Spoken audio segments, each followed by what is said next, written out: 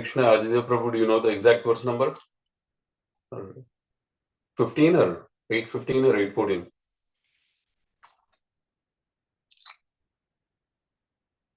I need to check. Maybe.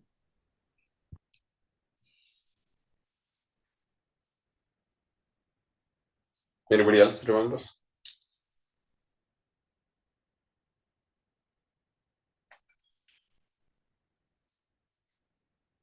I think Prabhu, we finished 814 really quickly. Maybe we can just 814? yeah, we finished really quickly at the end. Maybe we can just do a slight recap. Yeah. Okay, Mataji. 814. 814 onwards. Okay. I'll go. So I can speak now? Yes. Hare Krishna, my dear devotees, all glories to Srila Prabhupada ki jai. Hare Krishna, Krishna Krishna, Hare Hare. Hare Rama, Rama Rama, Hare Hare. Oh, how beautiful is the Hare Krishna Maha Mantra. And chanting it really puts a person on a spiritual platform. So we should always be chanting the Hare Krishna Maha Mantra and associating with devotees and eating only Krishna Prasadam and regularly preaching as much as we can to help others become Krishna conscious. So tonight we are hearing from the Srimad Bhagavad Gita, chapter 8 and verse number 14. And I think we read some of it, but we'll just read it again and then go on to text 15. So text 14 is a very, let's say, famous verse which says, Ananya Cheta Satatam Yomam Smarati Nitya Saha Tasyaham Sulabha Partha Nitya Yuktasi Yogina. For one who always remembers me, Krishna says, without deviation, I am easy to obtain, O son of Prita, because of his constant engagement in devotional service. Well, we should pay a lot of attention to this verse. For one who always remembers me, Krishna says, without deviation, I am easy to obtain, O son of Prita, because of his constant engagement in devotional service. Purport by His Divine Grace, A.C. Bhaktivedanta Swami Prabhupada. This verse especially describes the final destination attained by the unalloyed devotees who serve the Supreme Personality of Godhead in Bhakti Yoga. Previous verses have mentioned 4 different kinds of devotees: the distressed, the inquisitive, those who seek material gain, and the speculative philosophers. Different processes of liberation have also been described: karma yoga, jnana yoga, and hatha yoga. The principles of these yoga systems have some bhakti added, but this verse particularly mentions pure bhakti yoga without any mixture of jnana, karma, or hatha. As indicated by the word ananya cheta, in pure bhakti yoga, the devotee desires nothing but Krishna. A pure devotee does not desire promotion to the heavenly planets, nor does he seek oneness with the Brahmajyoti, or salvation or liberation from material entanglement. A pure devotee does not desire anything. In the Chaitanya Charitamrita, the pure devotee is called Niskarma, which means he has no desire for self-interest. Perfect peace belongs to him alone, not to them who strive for personal gain.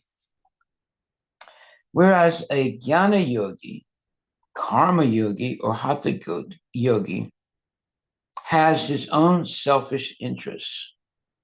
A perfect devotee has no desire other than to please the Supreme Personality of Godhead. Therefore, the Lord says that for anyone who is unflinchingly devoted to him, meaning Krishna, he, Krishna, is easy to attain. And that implies that it's much harder if you're not completely devoted to the Lord.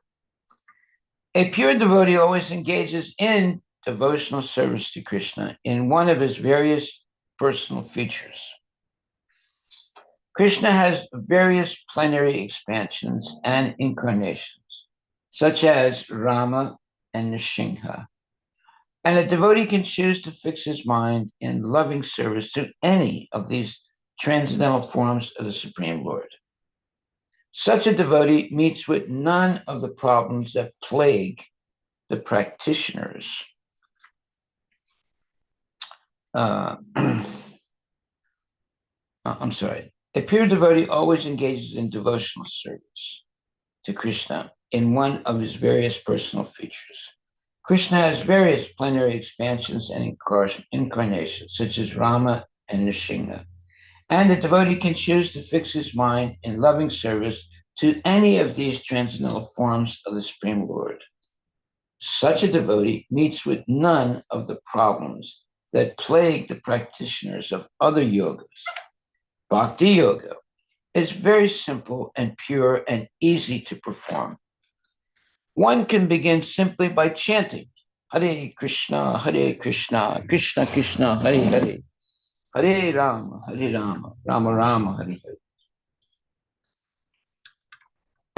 The Lord is merciful to all, but as we have already explained, he is especially inclined toward those who always serve him without deviation.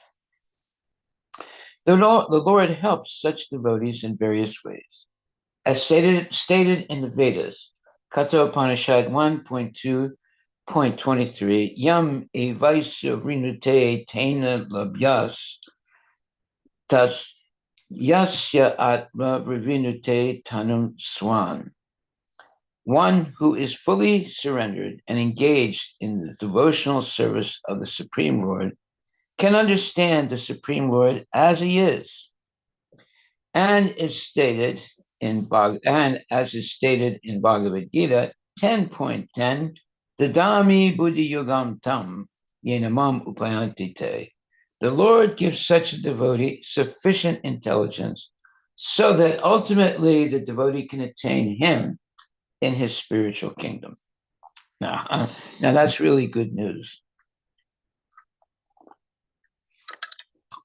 Special qualification of the pure devotee is that he is always thinking of Krishna without deviation and without considering the time or place. There should be no impediments. He should be able to carry out his service anywhere and at any time.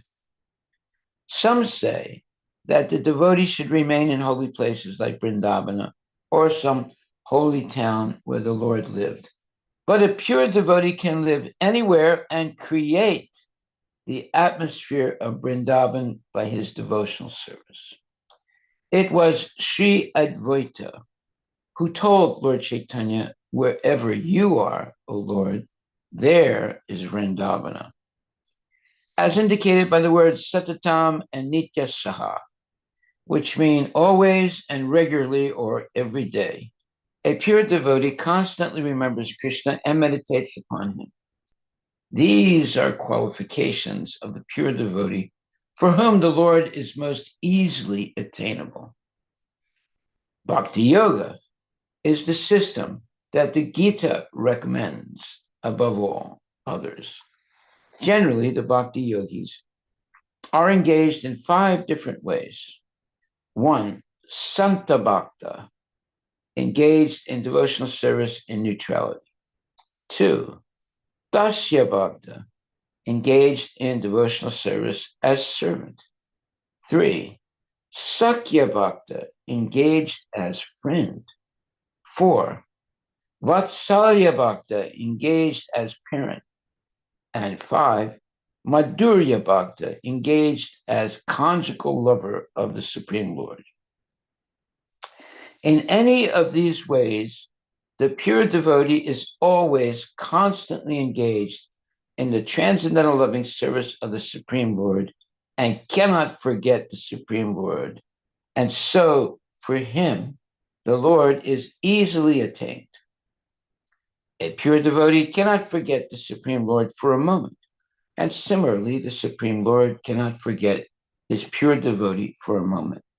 This is the great blessing of the Krishna consciousness process of chanting the Mahamantra, Hare Krishna, Krishna Krishna, Hare Hare, Hare Rama, Rama Rama, Hare Hare. So a pure devotee can not forget the Supreme Lord for a moment. And similarly, the Supreme Lord cannot forget his pure devotee for a moment. This is the great blessing of the Krishna conscious process of chanting the Mahamantra.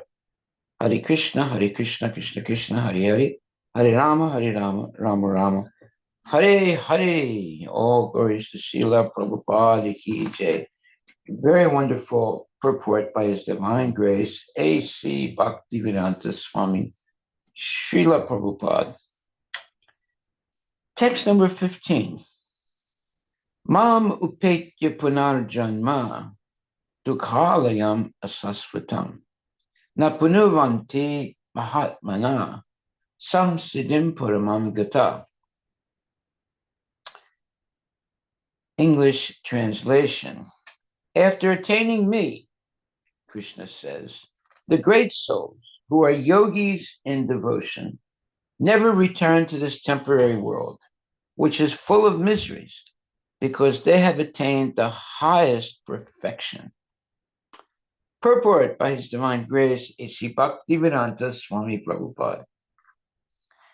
Since this temporary material world is full of the miseries of birth, old age, disease, and death, neutrality, he who achieves,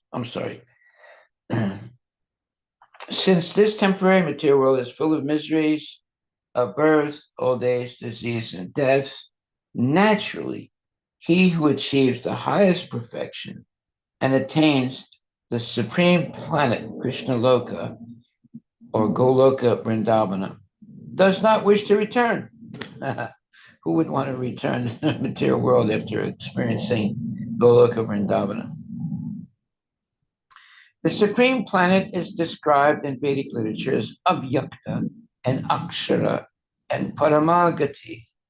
In other words, that planet, meaning the supreme planet or Goloka Vrindavan, is beyond our material vision, and it is inexplicable, but it is the highest goal, the destination for Mahatmas or great souls.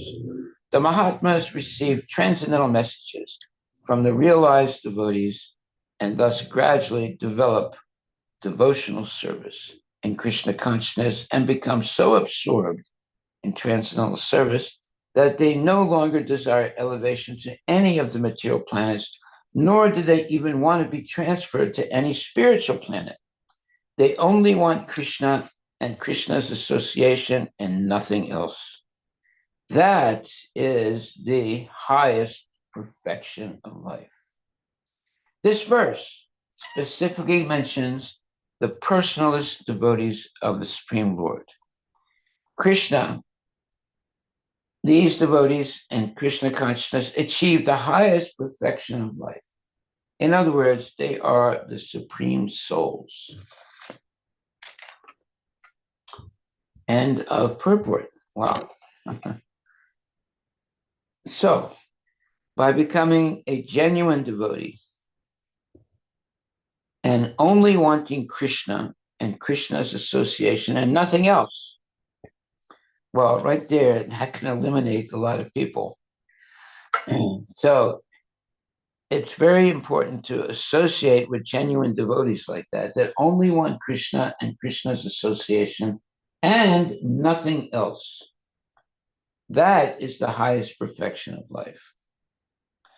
But people want so many other things, and they have so many other goals to so-called achieve in material life. This is what's holding them back from the highest perfection of life. But when one only wants Krishna and Krishna's association and nothing else, that is the highest perfection of life. Now, that's important. It is important. People, starting by children, and then uh, uh, and then teenagers, and then grown people, fathers, mothers, and so forth, to understand what's being said here.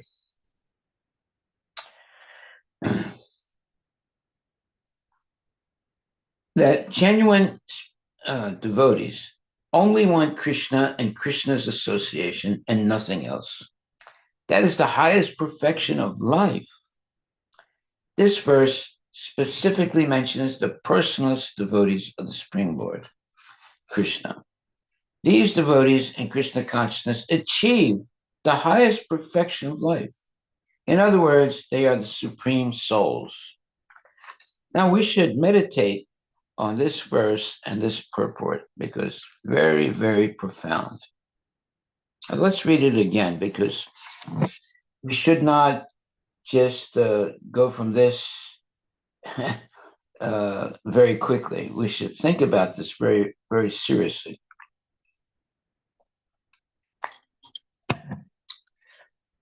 Mam upetya punarajanma dukhalayam asasvitam napanuvanti mahatmana samsiddhim paramam gata. After attaining me, Krishna says, the great souls who are yogis in devotion never return to this temporary world, which is full of miseries, because they have attained the highest perfection. Well, right there is a lot of profound, let's say, knowledge. First of all, the world is a temporary place. The material world is a temporary place. And it is full of miseries. That's the real face of this world. We should not make it into a place that's heavenly. It's not heavenly at all. This material world is full of miseries. That's the truth. There are wars, there's pestilence, there's jealousy. So many bad things are happening in this world.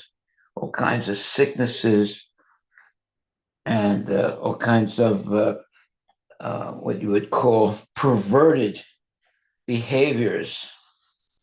So this material world is a temporary place and it's full of miseries. That's what the truth is. It's not a wonderful place. However, it says, after attaining me, the great souls who are yogis in devotion never return to this temporary world, which is full of miseries, because they have attained the highest perfection. Well, that's what should be taught to our children. They should understand what is really the highest perfection that one can attain in life. Right now, they think the highest perfection that one can attain in life is to have a Tesla car and have a entrance into Harvard or Princeton or some other prestigious school, and then to get jobs. When you get a job, that means you're a Sudra. And so they want to get these high-paying jobs, starting off at, let's say, $100,000 right off the bat. And then pretty soon they'll be making $1 million a year.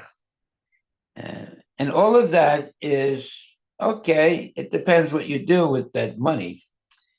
If you use most of that money in Krishna's service, well, we can say that person is a devotee.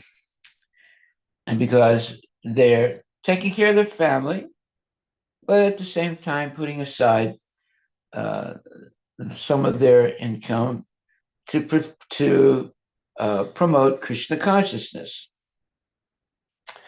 However, what usually happens is that when one becomes very wealthy, they sort of forget their commitment to Krishna, and they just engage in the so-called glories of wealth and sense gratification. Not everybody, but a lot of people. So after attaining me, Krishna says, the great souls who are yogis in devotion never return to this temporary world, which is full of miseries, because they have attained the highest perfection. So here is the real face of this world. It's a temporary place, and it's full of miseries. Okay. And then in the purport, it says, since this temporary material world is full of miseries of birth, old age, disease, and death, naturally, he who achieves the highest perfection and attains the supreme planet, Krishna Loka, or Goloka Vrindavana, does not wish to return. Why should he? He has eternal life. There's no more birth, death, old age, and disease. There's no more wars. There's no more lust and anger and greed. The supreme planet is described in Vedic literature as Avyakta and Akshara and Paramagati. In other words, that planet, that means the spiritual planet or Goloka Vrindavan, is beyond our material vision and it is inexplicable, but it is the highest goal, the destination for the Mahatmas or great souls. Yeah, so right now it is beyond our vision.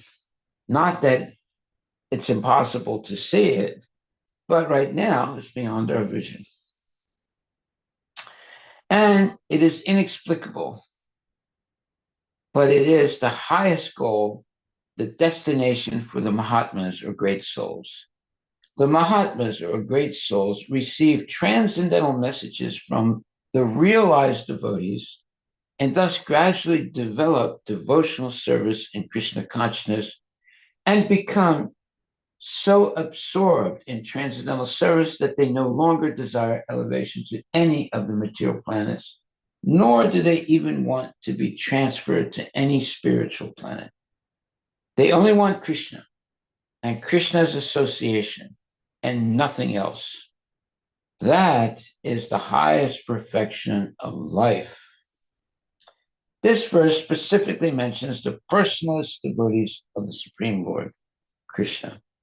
These devotees in Krishna consciousness achieve the highest perfection of life.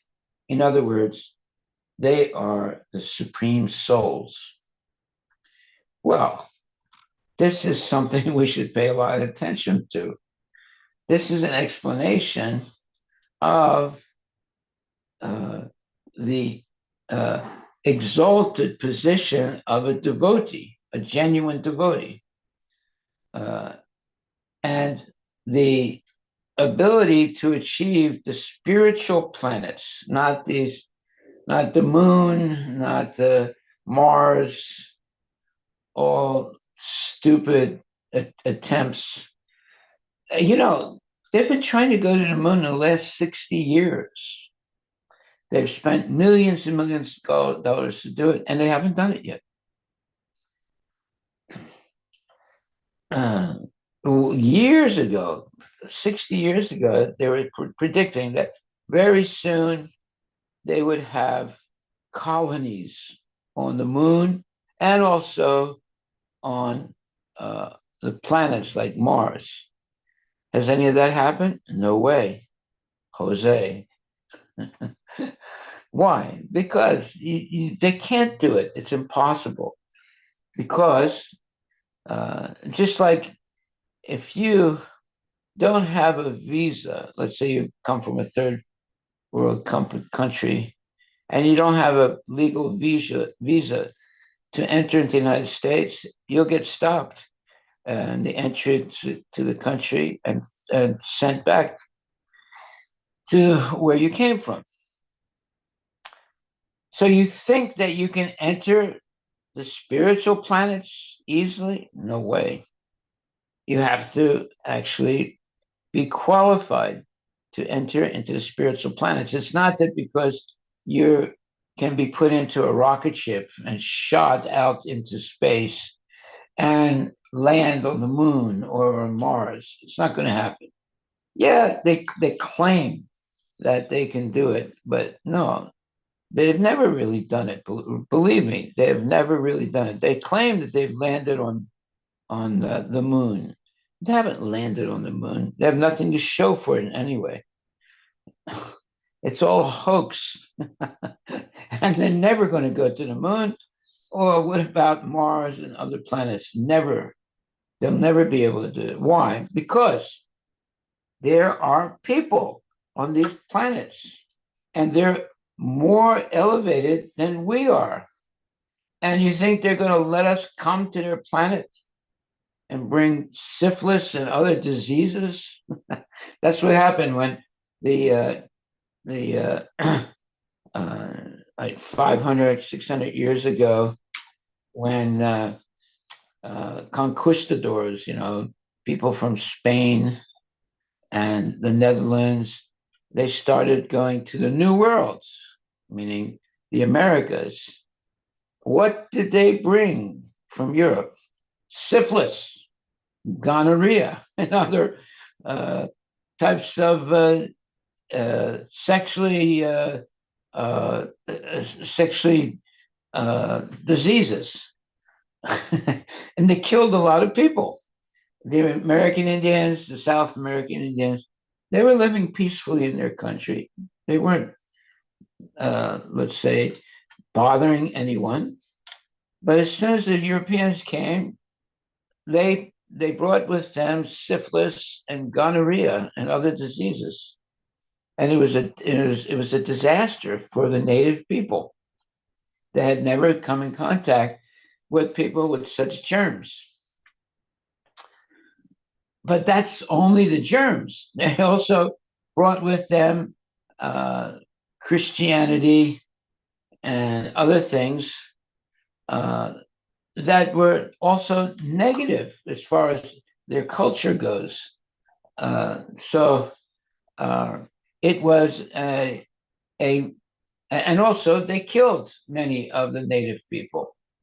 So it was not a nice thing that happened when the Europeans invaded North America and South America. It caused havoc. So in this verse today, it says, the Mahatmas received transcendental messages from the realized devotees and thus gradually developed devotional service in Krishna consciousness and become so absorbed in transcendental service that they no longer desire elevation to any of the material planets, nor do they even want to be transferred to any spiritual planet. They only want Krishna and Krishna's association and nothing else. That is the highest perfection of life.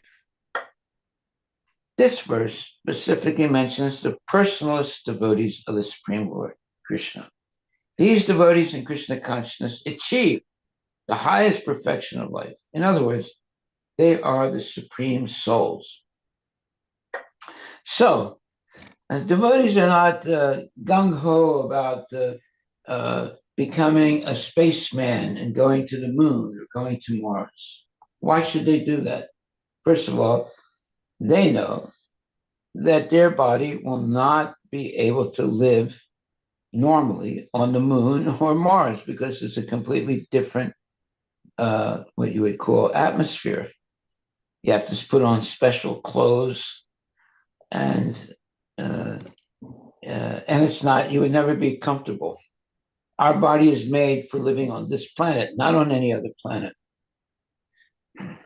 So, but a Krishna conscious person becomes so absorbed in transcendental service that he no longer desires elevation to any of the material planets, nor does he even want to be transferred to any spiritual planet. Such devotees only want Krishna and Krishna's association and nothing else. That is the highest perfection of life. This verse specifically mentions the personalist devotees of the Supreme Lord, Krishna. These devotees in Krishna consciousness achieve the highest perfection of life. In other words, they're the supreme souls. So this is the highest perfection of life. It means that these exalted devotees only want Krishna and Krishna's association and nothing else. Therefore, they can live peacefully in this world and make tangible spiritual advancement and always be happy. In other words, chanting Hare Krishna and being happy, having nice prasadam, and learning more and more about Krishna and Krishna's pastimes and Krishna's glories and Krishna's favors, etc.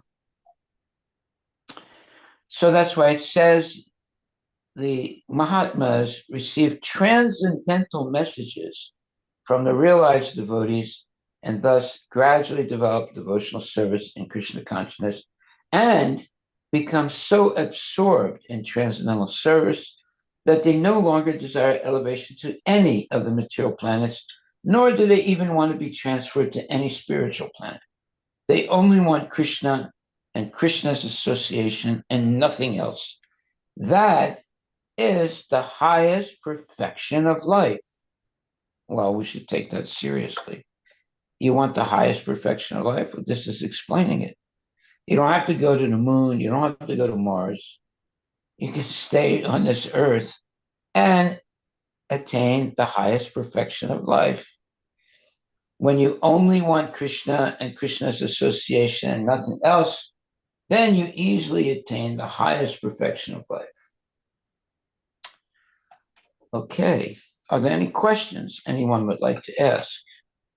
There are a lot of great points being made here. Yes, Hare Krishna. Yes, Mataji. So the Mahatmas, they are the supreme souls, great souls, very rare. Why does God send them to the material world to suffer? Did they also do something wrong? Like, why do they have to come here? A Mahatma, let's understand what it means to be a Mahatma.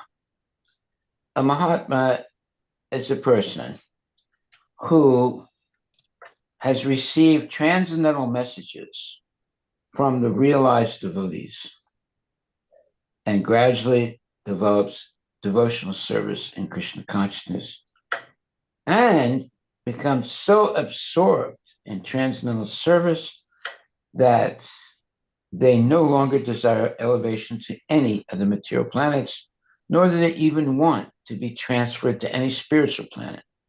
They only want Krishna and Krishna's association and nothing else. That is the highest perfection of life. So that's a real Mahatma. So what is your question then?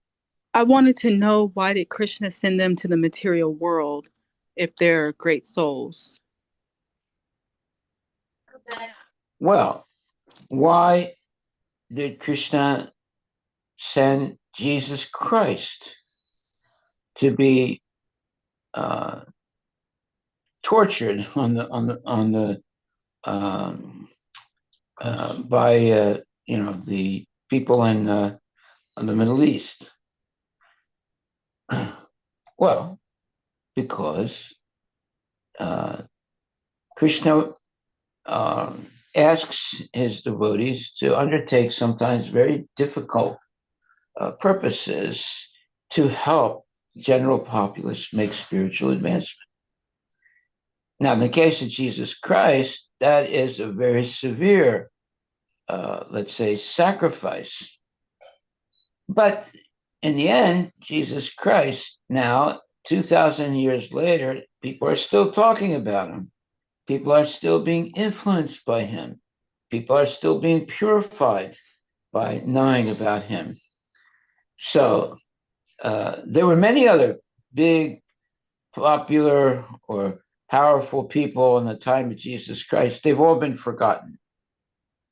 But Jesus Christ is still being talked about.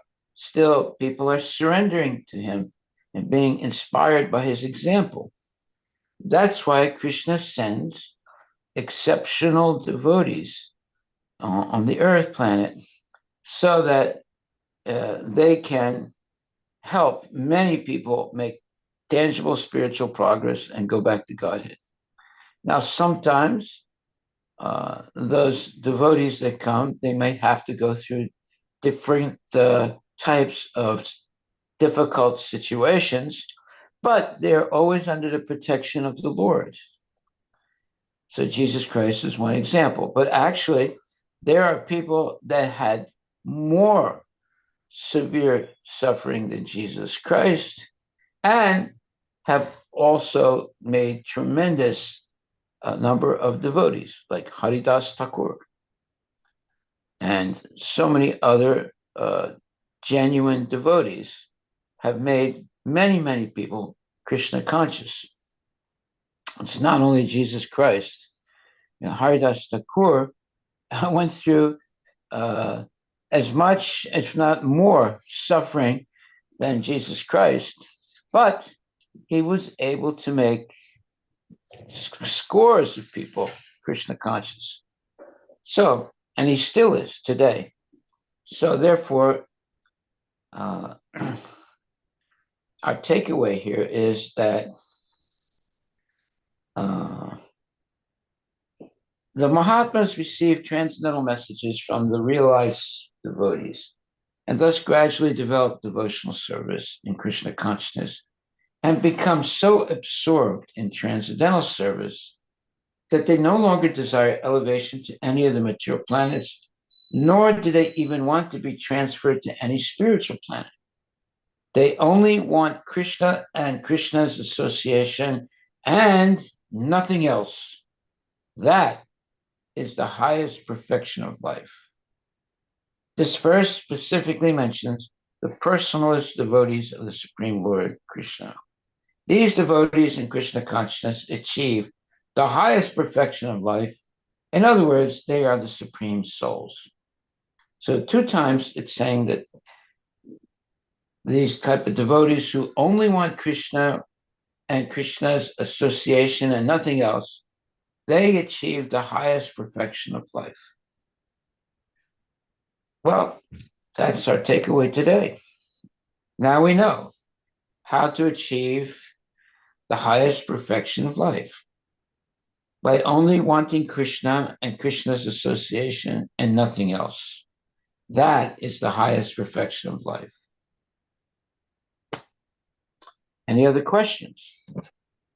Yeah, Hare Krishna Maharaj, in the purport 8.14, where you mentioned Vrindavan, that you don't have to go to Vrindavan if you're a pure devotee. You can, stay anywhere and make it basically feel like that. And I'm not at that level, not a pure devotee, but I know that we have kirtans and dancing here itself. So that is also there. But can there be any? I remember also you telling me that Prabhupada told that you can only visit Vrindavan, because if you stay in Vrindavan, the sins also multiply 1,000 times.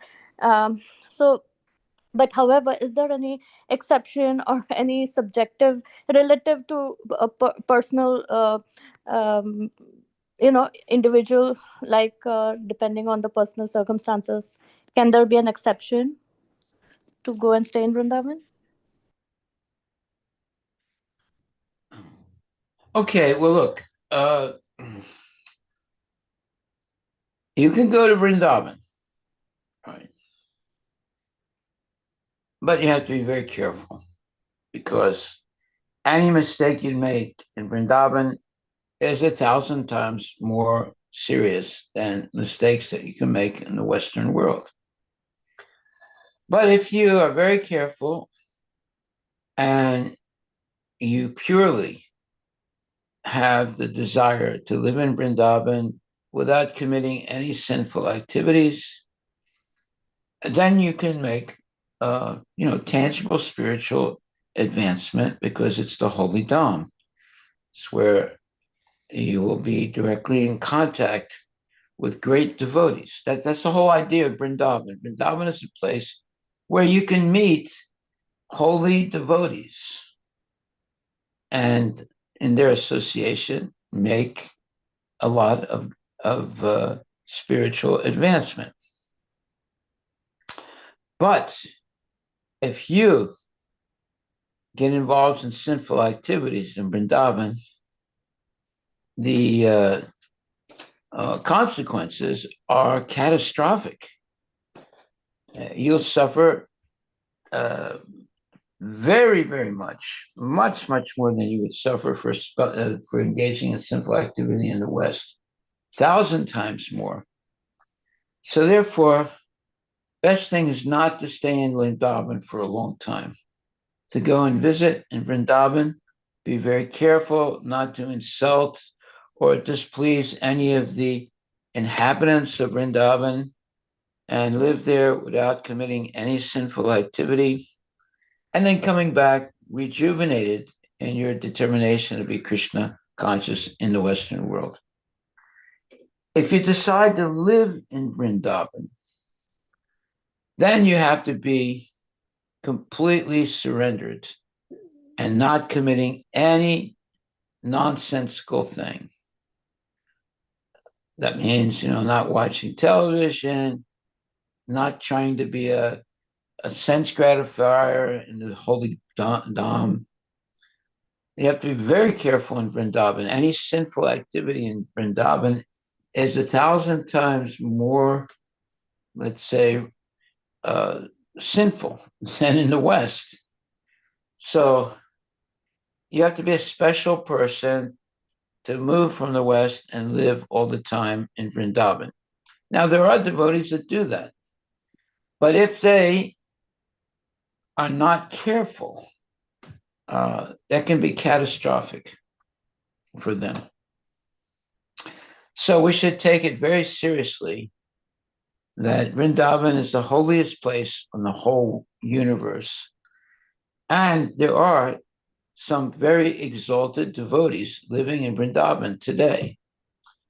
So we should go there, not simply to bathe in the Yamuna River, but to meet those exalted devotees and hear from them and be inspired by them. And come back to the West full of nectar, of having spent time in the holy Dham of Krishna's pastimes and learned so many things about Krishna's pastimes in the holy Dham. And now come back and share that knowledge that you've gotten with devotees in the West. But to live in Vrindavan, you have to be very, very careful because any mistake made in Vrindavan is 1,000 times multiplied than mistakes made in the West. So it's not a place for people who are going to be, let's say, flippant and not serious. It's a place only for the most serious devotees. Hare Krishna. And same applies to Mayapur as well? What's the same thing? Yes, Mayapur is the same thing. Okay, thank you, Maharaj.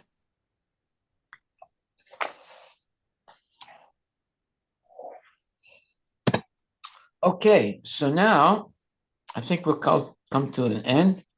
I'm going to go to the temple now and chant Hare Krishna, Krishna Krishna, Hare Hare, Hare Rama, Rama Rama, Hare Hare. And please, my dear devotees, have a very good evening. These are the best days of the year. There's more light now than any other time in the year. And that means that we have an easier time to live in such good weather.